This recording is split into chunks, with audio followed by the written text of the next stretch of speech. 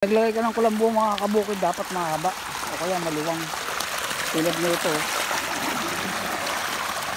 Kasi pag maikli lang siya, maliit, madaling mabulunan to, gawa ng mga dumi, ng mga banlik. Pero pag ganitong mahaba, hindi dahil nabubulunan. Patubig na tayo, gawa ng malapit tayo magkarga.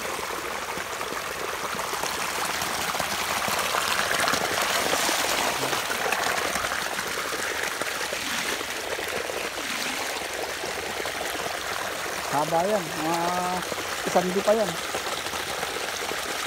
Meron din namang kulambo na mas pino, nasa sa inyo. Mas maganda yun, mas pino. Pero okay na rin yan, at least.